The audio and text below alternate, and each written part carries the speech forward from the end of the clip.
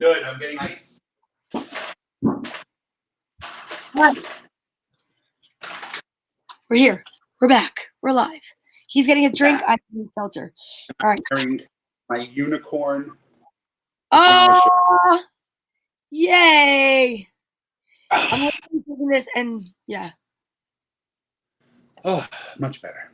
Get back live. We are live. I don't know where anybody is. We'll go on for a few more minutes, and because we had some questions. I don't know what happened. That is so weird. It was like, and then it's weird with the streaming thing, because if you exit for whatever reason and come back in, the audio doesn't always work. That's weird. It's weird. Is there people back in the room? Let's see. And then let me see. Because then my mother's back. Daria, Sean is very blurry. And then, yeah, you are blurry. You were blurry before, but not that blurry. Hi, Frank. Frank, Daria, my mother. Okay. Now I'm drinking seltzer. I'm okay with it. So where were we? We were talking about the devil and the angel. Yeah, so the devil and the angel. So yes, she's always been the one to say to me, don't turn on the audience. And I've watched you do it with great charm and finesse. So it's like, you never know. I guess it has to be your own personal style and not to seem seem angry. I've always said too, like I can verbally berate somebody for 20 minutes at a show and make them feel like a snail.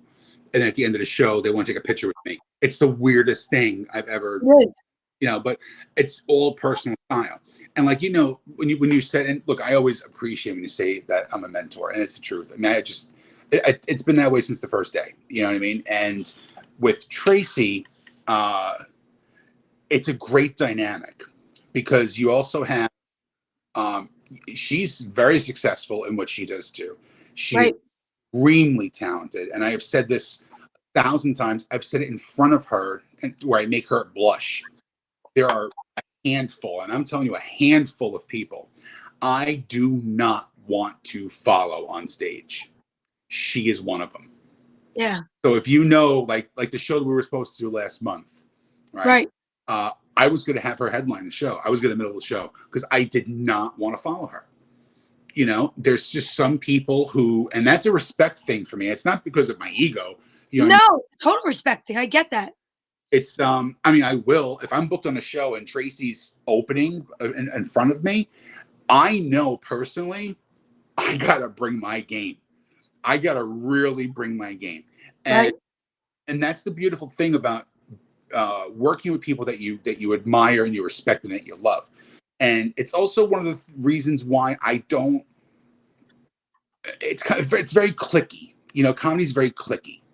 And because it's like a fraternity thing with I'm more of a lone wolf. I just really am. So I'm very who I want to work with, and it's one of the reasons why I have you working with me whenever I do, because we're very much alike, but very different. Right. Very, very different. And I learned this from Jim Norton. And he always said he will always, the day he died, have a woman opener for him. And it has nothing to do with the whole, equality of comedy and stuff. I don't look at, I've said this 1,000 times, I don't see gender in comedy. I don't say my favorite female comedian. That's bullshit. I hate that. It drives me insane. It's a job. You would never say, who's your favorite female doctor? Yeah, you'd say, who's your favorite doctor? Exactly. I hate that. I absolutely despise that. Because you know what? The two people who gave me the more advice in my entire life in comedy were both women. Very true. They're both women. So I don't see gender with that. But the one thing I did that I understood with him, he uses a woman comedy to open because difference in the dynamic, where you can talk about certain things that I wouldn't talk about. Right. So there's no material crossover. Right. If I was going on tour and I had to bring an opener. I'm not going to bring a mid 40-year-old fat comic with me, because chances are they're going to be the same. They're going to have a lot of the same stuff. right. I'm not going to do, I don't do a lot of fat jokes to begin with, but you know, some people do that. And like, you want to have a different show. And Yeah. I'm a firm believer that there is no person more important than the other show. When I book you to host, the reason I do that is because I personally feel that the host is the most important role on the show, and it sets the tone for the entire show. Now, I've booked comics who are phenomenal comics, but they're low energy. So if you have a low energy host, you have to work harder. Oh, yes, you do. They can be the funniest person in the world, but if they're low energy, then the whole show is going to be low energy. Yeah. But when you come on and you're your fucking maniac person that you are when you go on, it's great because the crowd is so amped. I can go off and start doing, you know, a little more in your face from the very beginning. Right. Tone it down, and then I can bring it back up again. So people don't understand how important the hosting is. They don't ever get it. And when I host a show, I am very different than when I middle a show or when I close a show. Yeah. I am worse than you. I am. Well, you know what? I don't feel like no, it's not wait, let me take it back. And I know you are very fuzzy and I don't know why.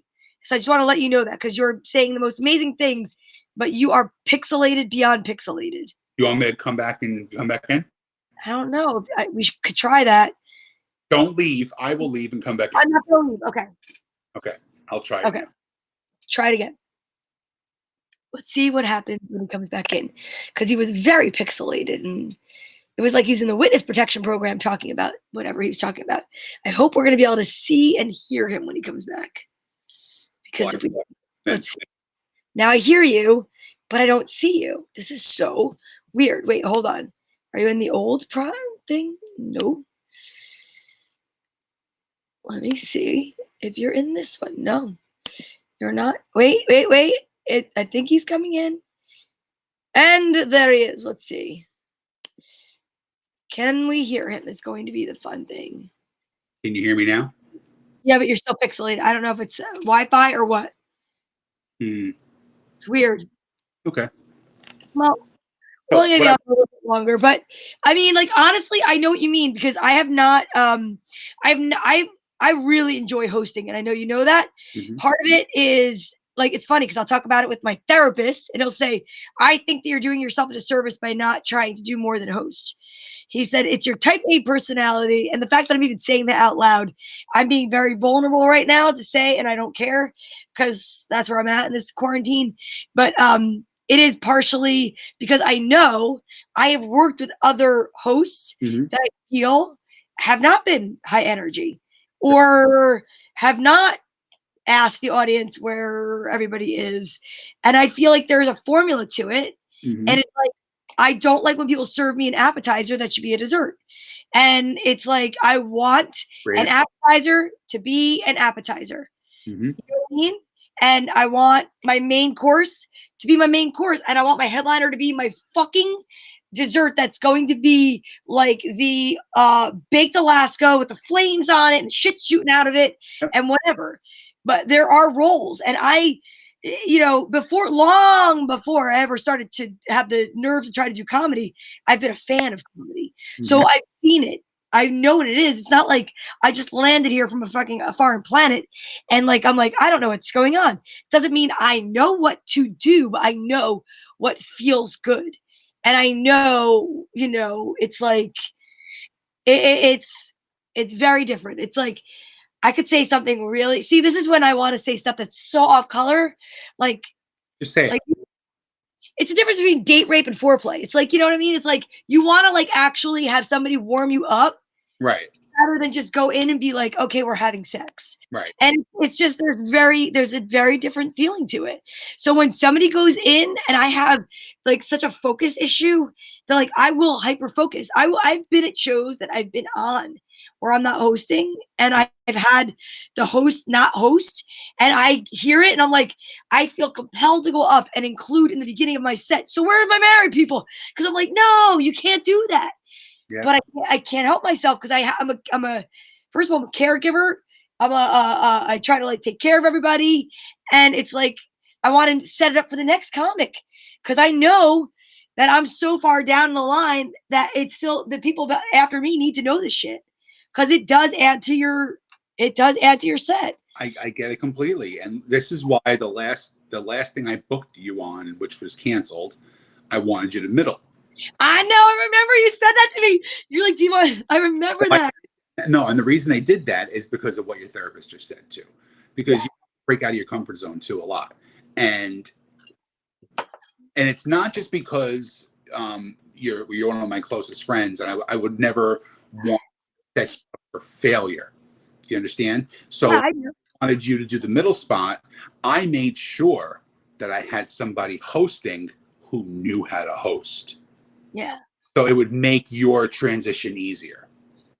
I'm excited to see what's going to happen if you ever get back on stage. So, but yeah, I know. Listen, you have to do that. You have to do that. And for me now, like I headline a lot of stuff. I close a lot of stuff. But I would gladly go do a middle spot for somebody who's huge. You know what I mean? Like if Tracy said, "Look, I'm going to." We're going to Syracuse for a weekend. They want me to headline. Can you and Donna come up? You do the middle spot. Fuck yes, I'm doing it. I am not an egomaniac that says that I have to headline. I know some people who do this. Okay, I did a show up in Appalachian, New York. It's a beautiful, I mean beautiful distillery. Okay, the guy paid me a ridiculous amount of money. Okay, to middle. wow. Because the guy who wanted to headline says, I only headline. First of all, if you say that, you're a douche, okay?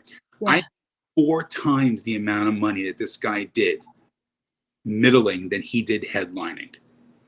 I went up there and I did a great job because the crowd was great. He walked 40 people within 8 minutes. Wow.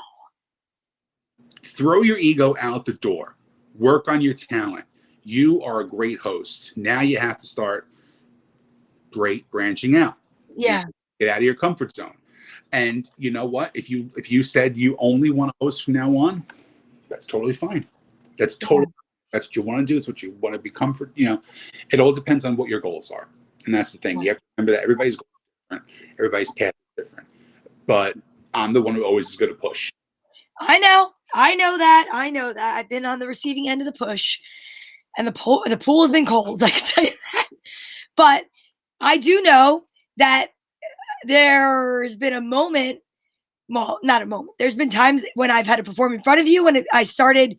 Well, I mean, I still consider I'm still in my starting part, but where I was so nervous. But like the last show I did for my birthday, I feel like I knew you were there, and I feel like it's like when you are performing in front of somebody that you love, respect, or your parent or whomever. And I remember thinking, I better fucking bring it because I wanted to show you that I've improved because we hadn't worked together in a little bit. Because I knew that no matter what, it was like, it's like having the opportunity to like do that. Yeah, and it's important because we're our worst enemies and our worst critics. Yeah. And look, remember that I still harp on this one show. Which one? I bombed so bad at Tierney's. I just had one of those nights where I bombed. You blew me out of the water. My birthday show. Yes, you blew me out of the water. And I will say that to the day I die. You had one of the best sets I ever saw you do. You were confident. You had a great time. You had everybody laughing. I didn't eat one dick. I ate the whole bag. From the second I went on, and there was no way for me to dig out of it. And that's my fault because I should have done it. I should have ditched what I was trying to do and just went and been a comedian. But I was trying to do something different. I don't know what the hell I was doing. But you know what? You can throw your ego out the freaking window. Throw it out the window, you know? Because there's a million comics who are better than me. Million. You know what I mean? There's a million that are worse than me. But you know what? It's all about getting out of your comfort zone and taking that bomb once in a while. You always harp on that one show. You didn't bomb that one show. I did. You didn't. You didn't at all. Okay. That was your opinion. You know okay. So, well, if I could say briefly, there was a couple of things that stuck with me that I learned from that show hugely. First of all, I thought I was hosting that show. I didn't know that I was not hosting, I don't think. And then that night is when you were hosting. Mm-hmm. Remember that? It was Sandy Ellers. It was what the hell? The guy Mike Keegan, who's hilarious, and another guy who I bought his book. Who is it? John Consoli. Right. So, like, honestly, you guys were all like upper echelon comics, and here's baby Donna, and I'm in the fucking dress, which you hated at the time, and my dad's there because he's a Knights of Columbus member. Who it was like every planet that could have aligned decided to fucking not show up that night. They were like, we're gonna go to another orbit, and then on top of it, there was a little kid who we found out was the child of the guy that we were actually doing the show for, and at the time, all of my jokes at that point revolved around dating. Yeah. Dating apps, men, having no sex, blah, blah, blah, blah. And there's a 4-year-old in front of me. And I'm like, I've never in my life thought I'd ever perform comedy with language like that in front of a fucking 4-year-old. Mm-hmm. And I look over at my father with all due respect. And my father looks like he's fucking having a stroke because he looks like he's got Alzheimer's or something.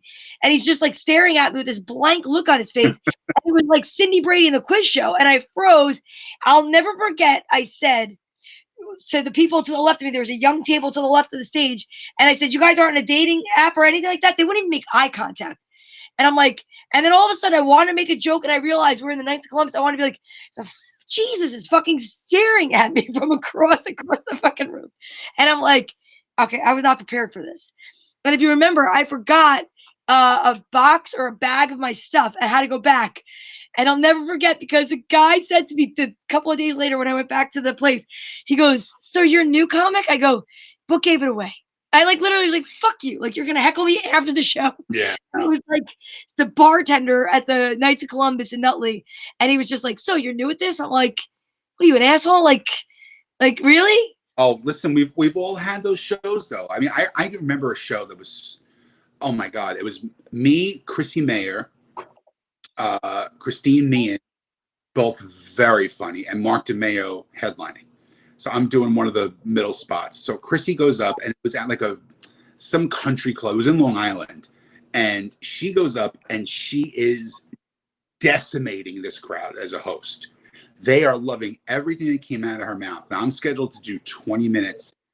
They hate my guts. They hate. At 5 minutes, they're telling her to get me off the stage. No. And this is all dudes and an Italian-American club. This should be easy for me. Right. They hated my guts. I plowed through like 15 minutes and I got off and I was like, oh my God, this was horrid. She goes back up as hosting within a minute, brings the crowd back completely. Right? This other girl, Christine, comes up. She's a great comic.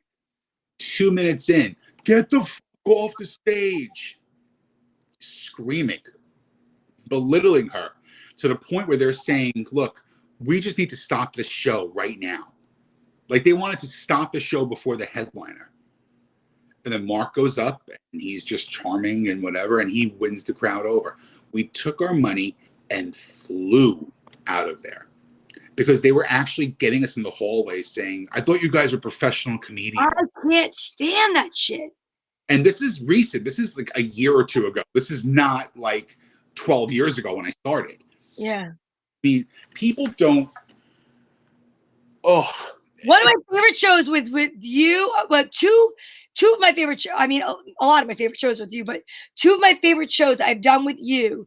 We did a show down with John Kirshner in a firehouse oh, where that was a great show. with the And twins. with the twins, right? And I never saw them before, and they said something to me about they made fun of who I look like. But it was funny because I came back because normally I don't do that. I don't normally say stuff to other comics, but they came up and they said something about me looking like Billy Idol or like because my hair. Do you remember that? Yeah, I do. And I got back up and I was like, fuck it. I didn't care. And I get back up. I go, you know, it's great. That was really funny. Except I can't believe it took fucking two of you to come up with that joke. Right.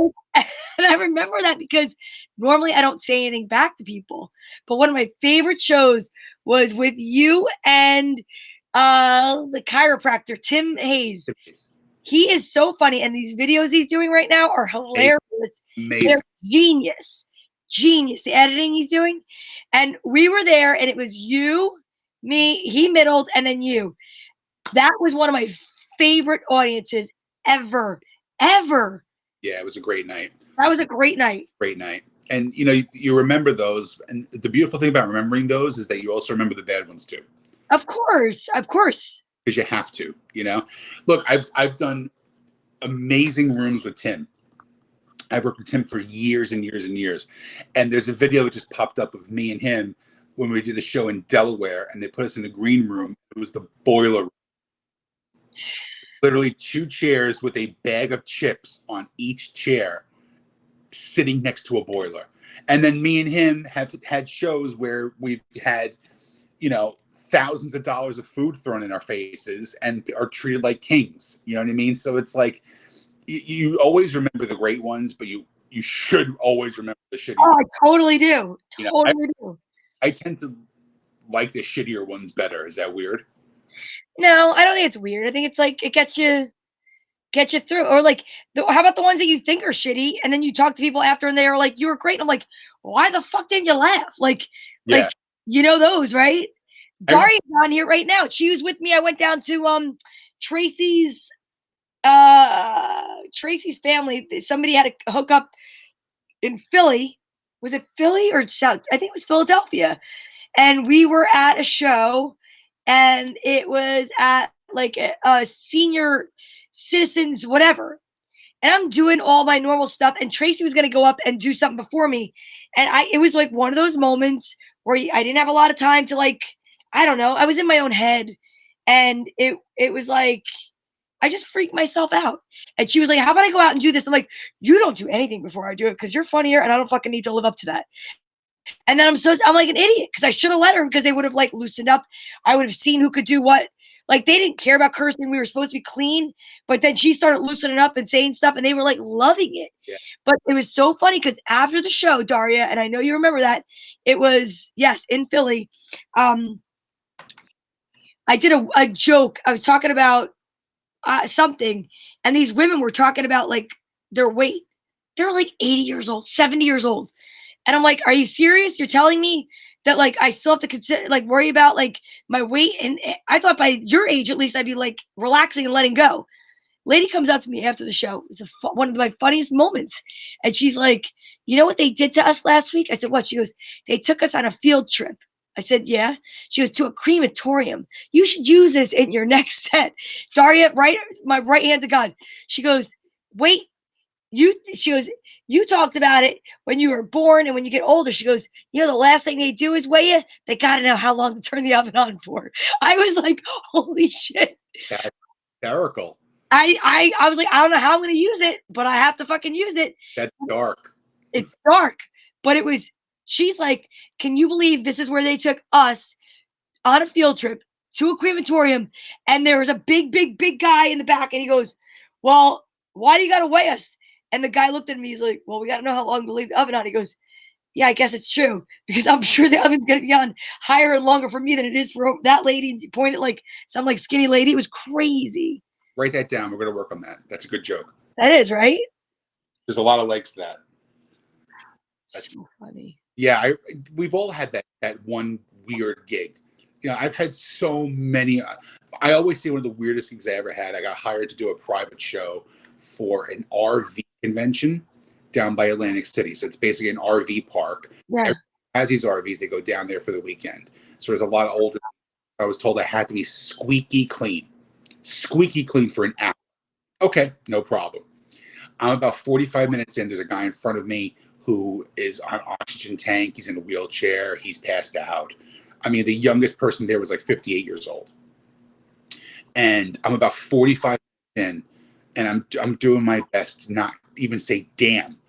I go, do you mind if I get a little risque? And from the back you hear, it's about fucking time. And I look at the guy, and he just goes like this. So I go, do you want to hear me curse? And the place erupted. So I did another half an hour of like really just dirty, raunchy shit. They ate it up. Absolutely ate it up. After the show, I had this woman who goes up to me. I'm breaking down the kit, and she's about 70, 71. And, very well put together. You could tell she was a looker back in the day. And she goes, thank you so much. I have a great time. I just love comedy. I go, well, I appreciate that. Thank you so much. She goes, I go on like 5 or 6 cruises a year just because I love the comedy. And I go, well, you could save yourself like 20 grand and just go to a comedy club. You know what I mean? She goes, no, my husband passed away. He left me so much money. I can go on all these cruises. It's great. I bought the RV. I love it. I'm like, oh, it's cool. You have something to do. Like, I'm just trying to make small talk after the show.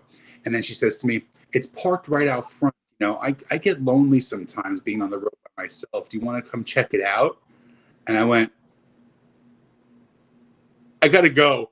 Oh my God. Ripped my PA system apart faster than I ever did in my entire life. So That's hilarious. No, it is weird. That's hilarious. We'll take one last question, then we'll Yes. get going. My brother said, when you guys are on stage, do you feed off the energy in the room? And does that alter the way you do your sets? 1,000%. Yes. 1,000%.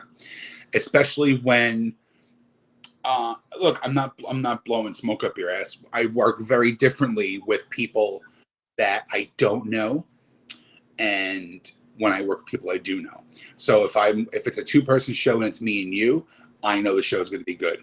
If I'm booked on a show that I don't know who the opener is, it's going to be very different. I go into a different mindset and different headspace. If I know the comic and I know their style is very different than mine too, it screws me up. Yeah. So yes, there's a lot of factors, but the audience is the key to the show. It is the key to the show. Yeah. They are not laughing, then you got to work harder to make them laugh. Exactly. If they're over the top, dude, you can drop your pants and take a shit on the stage and you're still going to laugh. Yeah. Yeah. Yeah, it's 100%. 100% the crowd is the whole key to the show. You have to be ready, and in my opinion, to abandon your plan and to adapt to like something new. One of the last shows I did before this whole thing was a really nice size room. I guess it was like 150 people. Like, I've never done like anything for 1,000 people, but I've done it for 150 people where it feels like there's 7 people in the room because of the way it's set up. But this was like a jam-packed room.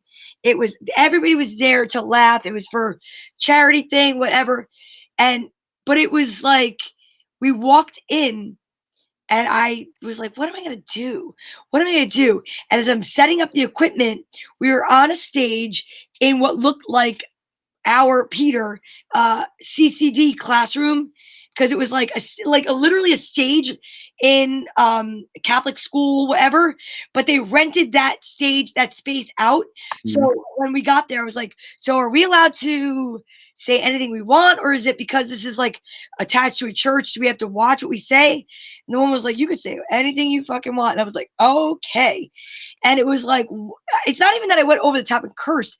I didn't want to disrespect the room, right, and say anything about the fact that it was, in fact, a Catholic church or whatever. And I tell you what, man, I have like this one joke I've been opening with when it really suits the room. And it's been doing really well for me, and I'm very comfortable with it. And it killed that night. Not killed, like, I'm not saying I killed the room. That joke felt very easy because it went with the room. So yeah, I think if you're in a certain space and the crowd is a certain way, Yeah, going back to that comment I made before. If you're serving meatloaf to people that eat meat, you're going to get a better reception than if you serve your favorite meatloaf that is a fucking prize-winning meatloaf to a room full of vegetarians. It's just not going to work. And look at the show that we did, the benefit show, right? When I had the two tables switch, right? Oh my God, that was hilarious. That was going completely off script. Yes. Completely off script. And that could have went horrible. For those of you that were not there, it was genius. We were in a room that had no ability to lower the lights. So we were in a room that looked like we were in a kitchen in the 1970s because the overhead lights were all the fluorescent light bulbs. All the tables were covered in plastic tablecloths of different patterns. The people were incredible. It was an amazing, amazing show. But just the fact the lighting and the tablecloths lent itself to where the fuck's the avocado phone. Sean did this thing where this one guy was drinking a lot and he was hilariously funny. And I followed him out to the bathroom and Sean was like, you know what we're going to do to fuck with this guy? I have it recorded somewhere. He goes, what would be really funny is if like the tables are fairly close together. If everybody in this table got up and switched to this table and it was like a Chinese fire drill and everybody did it because by that point, everybody was like into the show. It was hilariously funny. The guy, I'm standing waiting for the guy to come out of the bathroom. He comes out of the bathroom, he goes over to his seat and he sits down and he's like so fucking into whatever's happening. He doesn't see anything. And then all of a sudden he goes, what the fuck happened here? And he realized his entire table was not his table of people that he was sitting with. His wife was gone. It was hilariously funny. It was amazing. And it made the show that much better. Well, that and the microphone kept going out too. Well, I wasn't going to say that part. You could say that part. But yeah, my shitty equipment. But and John Kirshner was there. Yes, he was. And that was, you know what? Sometimes you got to go off script. That was a great show. It was a great time. All right. All right. Well, we've been on for, I think, an hour and a half. We've been on for an hour. Listen, I could do this till fucking 12 o'clock, but we're going to make everybody fall asleep. So no, I have to go watch something with my daughter. I promised her I'd hang out with her, and she's done with her school. She's now a college senior, and I'm pumped she still wants to hang out with me. I'd love to have you on again with me one other night. We want. Because it's so much fun. Yes. And I know everybody loves it, right? Absolutely. All right, cool. So, because we're going to be here for a couple more weeks. So I think maybe in let's say 2 weeks, we'll do this again.